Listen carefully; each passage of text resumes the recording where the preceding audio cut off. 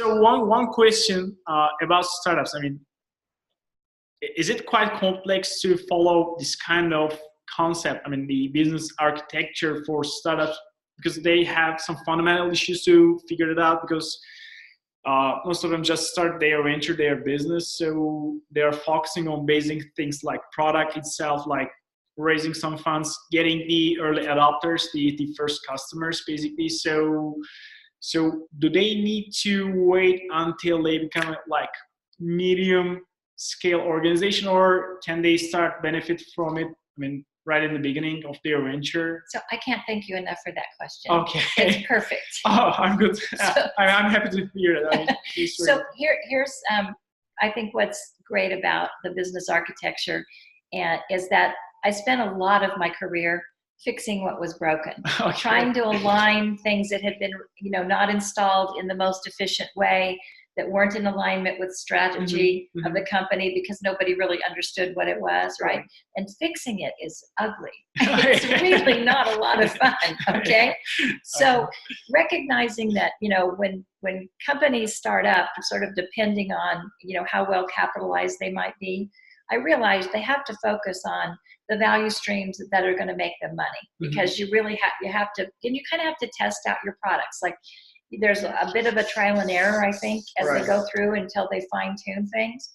But at least if you start with the idea that you're going to be building a business architecture, and you really get someone to help you think through, as you grow, what are you going to need, you can kind of maybe not make some of those mistakes, okay? And I was explaining this to a new client the other day that is outside the gaming and hospitality industry. It's a startup in really virtual entertainment type things. And so, I was telling them, look, you've decided you're going to have 3 products. One of them is some technology. The other is, and I'm trying to remember them all, some entertainment pieces of this and video. And now I'm not going to remember the third one, but anyway. So they had 3 different products that they were going to be offering and combining together. And so I said to them, they got intrigued with the business architecture thing I talked to them about. So one of them said, I don't really understand how this relates. And I said, well, as you build out, like, let's just say a bid of the work you're going to do for somebody, a proposal, then we take a look at that and we go, what do you need to support that? What kind of technology do you need to have? What kind of investments do you need to make? What kind of people do you need to support that? And what kind of information are you going to need? Oh, data science was their last one. So it was like information is going to be huge. And then they were like, oh, okay, I get it now. So your architecture is inherent in what you're going to do. It's just some people don't think about it until they've already kind of messed it up. It happens a lot. I mean, that's why the success ratio in startup world is like 1/10. Yeah, I mean, I think part of it, you and I have talked about this, is a lot of misses are, what problem am I solving, and does anybody care, and are they willing to pay me for it, and is the way I'm going to do it going to be adopted? And so there's failure there, but once you get a good idea, then you have to start building some architecture in place to grow that business, and information in particular to tell you, where you're going and what's working. So do you know any large organization, I mean, the big companies adopted that concept, that I don't know what to call business architecture?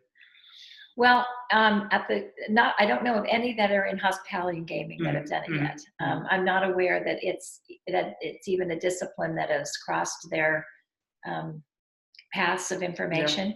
But clearly, from the architecture summit that I attended, lots of large companies, banks, Wells Fargo was one of the speakers, Boeing, United Airlines was part of the founders of it.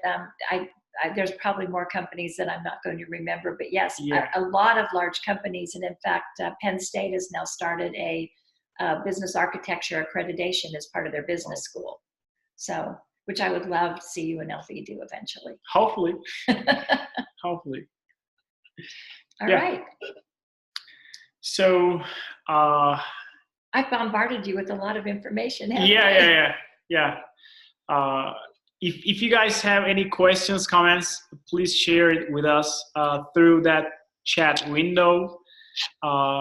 If you don't have any right at the moment, and if you want to reach out to Debbie, how can our community can get in touch with you? I think I have a pretty easy email address. Okay. It's Debbie at DEBBIE.Hawkins, HAWKINS, the number 10 at gmail.com, and I'd be happy to respond. Great.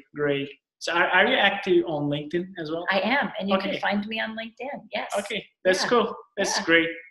So let's have one more minute to see if you have any questions and comments. Should I add one quick advertisement? Please. So my suggestion for anyone who's really interested, there's this great little book called Business Architect's Quick Guide. I don't know if anybody can see it. It's available on Amazon. So if you want to start to peruse about what business architecture is about, it's a great place to start. That would probably be the last thing I have to add. Great. Debbie, thank you so much for your time. It was my pleasure. It will take for us to some time to digest what you shared with us. I mean, it's a lot of information, and I hope our community benefits from it. So thanks for your time again, and hopefully we will have another webinar to maybe dig deeper about this concept. I would love to do that. Yeah. I would love to do that. Yeah. Well, thanks everyone who listened for your time, and I hope you found it helpful. Yeah, thank you guys. See you later. Bye now. Thank you, Debbie.